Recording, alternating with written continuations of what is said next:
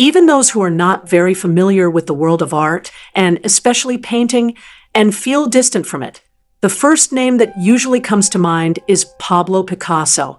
They might not know when he lived or what kind of paintings he created. So why is Picasso so well known? In this video, we're going to get closer and dive deeper into some of the most important periods in Picasso's career, moments when his influence was just beginning and he was taking the first steps toward becoming the most famous artist of the 20th century. In each episode, we open a window into history and build a flashlight to help us see what we can discover in the heart of art. It's the year 1901, and 20-year-old Pablo Picasso has begun painting beggars, drunkards, and sick people in hospitals. Although these are sad themes, they aren't unusual. What stands out clearly in these paintings and draws attention is his use of shades of blue throughout. Blue dominates. A few years later, this melancholic blue palette is replaced by warmer tones like pink and orange. This time, the subjects of his paintings are acrobats, artists, and circus performers. But who were these performers?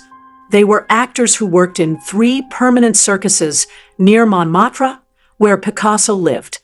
These 2 periods are considered by art historians as foundational to Picasso's artistic life: the Blue Period and the Rose Period. Pablo Picasso was born in the city of Malaga, Spain. From the age of 7, he displayed an extraordinary artistic talent. His father, José Ruiz, was a painter and art teacher, and was also Pablo's first teacher. When Pablo, at the age of 13, made a painting based on a sketch of a dove drawn by his father realized that Pablo's technique had already surpassed his own. In his teenage years, Picasso entered the School of Fine Arts in Barcelona. He was younger and more enthusiastic than all his classmates, so he enrolled in the school's advanced classes. It was there that he became friends with a group of modernist artists, writers, and poets, including Carlos Casagemas, who was both a poet and a writer. This close friend had a strange and significant impact on Picasso's life. What kind of impact? Here's the story. The 2 of them went to Paris to take part in the World Exhibition, and while there, Casagemas fell in love with a girl named Germaine. But in the end, she rejected him. Heartbroken, Casagemas attempted to kill Germaine in a Paris cafe, then committed suicide. When Picasso heard of his best friend's death, he was in Barcelona. He returned to Paris and decided to stay in Casagemas's apartment. During this time, he entered into a relationship with Germaine, the same girl who had been the love interest of his dearest friend. But the shock of his friend's death left Picasso deeply depressed. Perhaps it was guilt over abandoning his friend in his darkest hours, or maybe it was remorse, if we can call it betrayal, for becoming involved with the woman who had broken his friend's heart. This marked the beginning of Picasso's Blue Period. The themes of his works became sorrowful and dark. He began creating works that were entirely monochromatic, using various shades of blue. His paintings during this time focused on uncomfortable subjects such as poverty, isolation, and despair. These pieces clearly have a melancholic tone, yet they still possess a strong visual appeal. They hold the viewer's gaze. Despite their tragic circumstances, the people in his paintings appear dignified and graceful. We feel a sense of empathy for them, but it also seems as though they will somehow endure their suffering. Picasso often elongated the bodies of his subjects, giving them an air of majesty and allure. Can I tell you something? Picasso's Blue Period, although now highly recognized in art circles, was not appreciated in its own time. Back then, Picasso wasn't yet the famous artist we know today. He struggled to sell his work. Sometimes, due to financial difficulties, he couldn't even afford new canvases and had to reuse the same ones, painting over previous works that hadn't sold. This wasn't unusual. Many artists did the same, especially for practice. Anyway, these striking images were also Picasso's thoughtful response to the social and political events of his time. The most notable work of this period is a nearly 2-meter-long painting titled La Vie Life. At first glance, the painting seems a bit confusing. There are many subjects to focus on. As you can see, the entire canvas is filled with shades of deep blue. In this painting, we can see a man, a woman, a child, a young person, and an old person. A naked couple stands on the left side of the painting, facing a mother holding her child in her arms. In the background, 2 seated girls are embracing each other. Just below them, another naked woman is sitting, her head resting between her knees and her hair cascading down her shins. The man we see here was drawn by Picasso based on a deceased friend. It is a tribute to Casagemas. He stands upright with a calm expression. His left foot is slightly forward, and he is pointing at the mother and child with his index finger. Why? It seems as if he is pointing to a future in which he might have had a family, a future that could have become real. In this assumed and imagined reality, Casagemas is not a passive subject ignored by life, as he was in reality. On the contrary, Picasso grants him love in this work.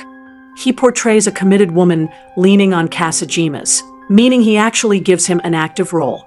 In this way, Picasso finally imagines a happy ending for his friend. The title of the painting clearly shows what Picasso wanted to talk about: life. From a young age, Picasso had a great talent for creating allegorical works about important global issues. The subjects in this painting depict the cycle of life, the safe, innocent world of childhood contrasted with the harsh and uncertain realities of adulthood. Thanks to technology, many of Picasso's works have been examined using X-rays, and we've had the chance to learn more about his professional and creative life, his view of the world around him, and his inner dialogues. How? X-ray tests on this painting revealed that Picasso painted it over another piece titled The Last Moments, which was inspired by the death of his sister. It's clear that the previous version wasn't sold, but part of it, where a color-shifted face has been erased, can still be seen on the canvas. In the X-ray image, we can also see a man with open wings hovering above a naked woman in the center of the painting. If we stare long enough, even with the naked eye, we might be able to see it ourselves. Before completing the painting, Picasso made another major change. He originally placed himself in the role of the main subject instead of Casagemas. But likely, during the process and under the emotional weight of death that engulfed his life, he decided to place Casagemas there instead, to both create a memorial for him and use his art as a way to process the final stages of grief. La Vie Life was sold just 1 month after its completion, marking a significant success for Picasso. After finishing this piece, he moved to Paris, finally putting an end to his blue period and embracing a palette of soft pinks and earthy dreamlike tones. This inner transformation led to the beginning of Picasso's Rose period. Although the composition of his paintings changed during this time, the sense of melancholy and fragility still remained in his work. He had now found a new source of inspiration: the lives of circus performers, clowns, and acrobats. Picasso portrayed these talented yet poor and troubled artists, placing them in vague settings, dressed in wonder, waiting for someone who seemed never to arrive. In young Picasso's eyes, they were trained individuals meant to entertain the public while never experiencing joy themselves. In truth, he saw himself in them and depicted them as if they were other sides of his own self. Let's not forget that although Picasso had started selling some of his paintings by this time, his financial situation was still not stable. One recurring theme across both the blue and rose periods is otherness. Whether it was a prisoner or a circus performer, Picasso portrayed people drowned in despair with unmatched beauty and grandeur. The Rose period is far less known today than the Blue period, but it had a much deeper impact on Picasso's artistic path and on the history of art itself. The years Picasso spent in Paris greatly helped him learn from his peers and eventually led to the replacement of the Blue period's drama with the delicate elegance of Parisian artistic culture. It was during this time that Picasso, for the first time in his professional life, developed an artistic style that would later become part of what we recognize him for today.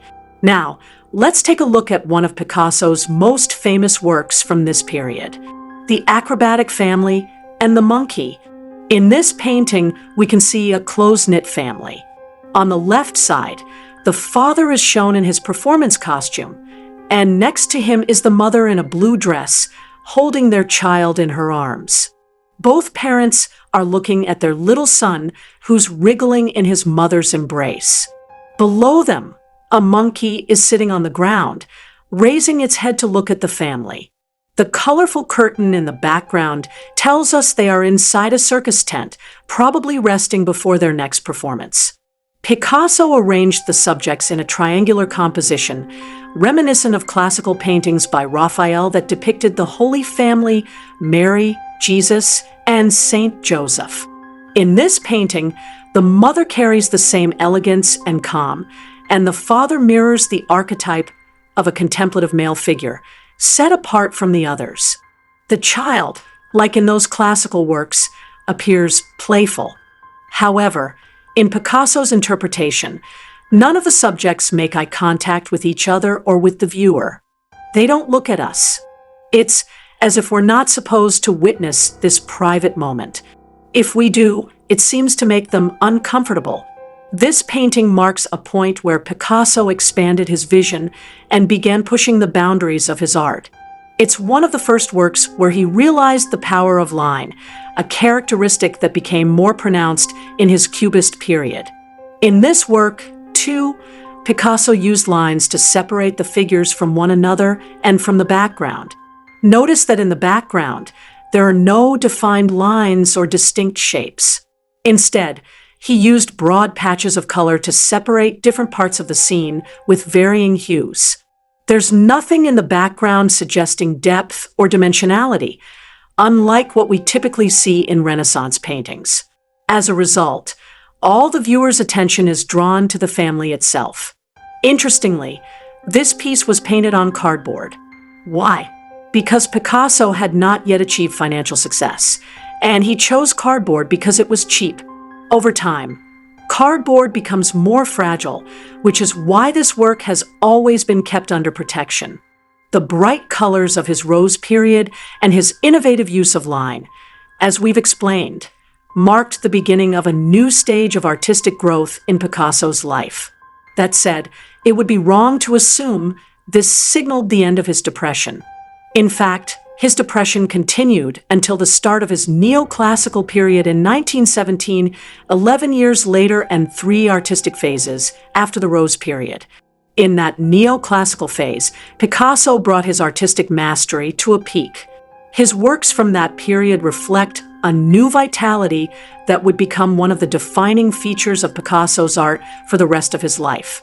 Of course, in this video, we're not going to dive further into the many periods of Picasso's work, but we definitely will return to it because Pablo Picasso was an incredibly important, controversial, and creative artist. Picasso is without a doubt one of the most influential artists of the 20th century. Personally, I struggle to reconcile his personality with his massive impact on art history. According to journalists, critics, fellow artists, and even his own friends, he was not a pleasant person, especially in his treatment of women, which clearly affects how we view Picasso today. Still, even if we can't connect with Picasso as a person, we cannot ignore the significance of his work. No other artist has left behind as many works or invented as many new styles as Picasso. And no one else has changed the course of art history so dramatically. Picasso produced more than 50,000 artworks. Compare that to Modigliani, a prolific artist of his time, who left behind about 1,000 pieces. It's now been 50 years since Picasso's death, and we can still feel his influence everywhere. He never stopped innovating. He remained creative even in the final years of his life. And that is one of the most astonishing things about Pablo Picasso. Thanks for watching until the end.